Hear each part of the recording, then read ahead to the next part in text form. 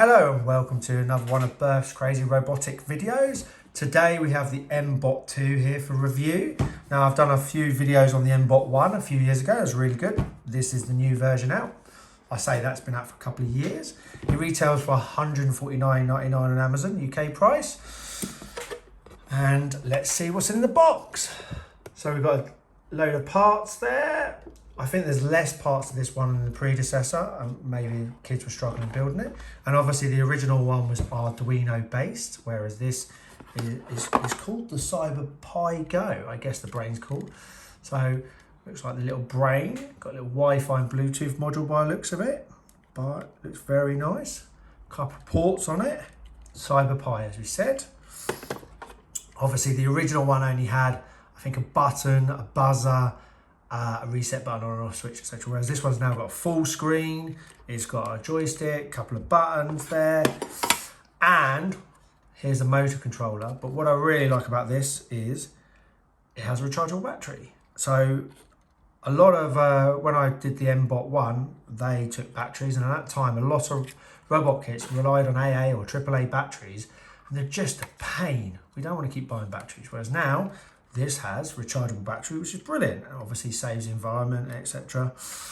So having a look, we've got a couple of sensor ports on off, the dock for the brain, M1, M2, I guess that might be the motor controller, EM1, EM2, not sure.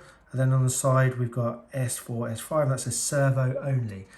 So not sure yet what all the ports are, but what you can notice is I guess they're the motor because there's two cables.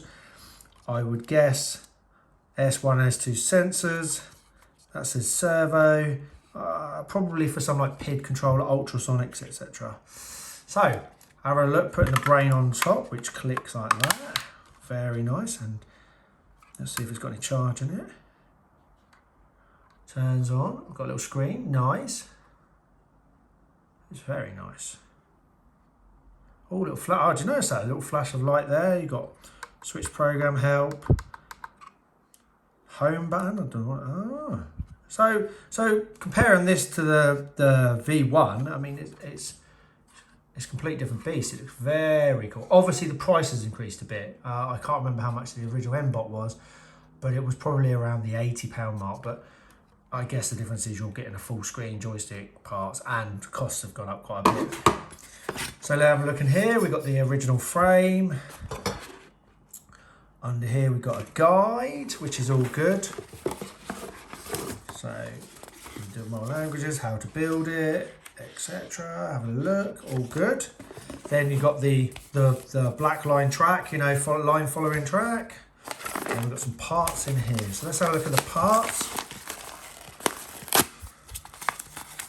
Right, let's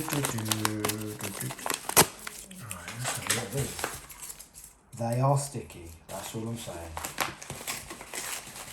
Right, so we've got cogs, well they're the wheels actually, because we're screwdriver, bolts, what else we got in there? Nothing else. So a couple of wheels, a couple of bolts, and the screwdriver. So we are missing some motors, which I assume is in this one.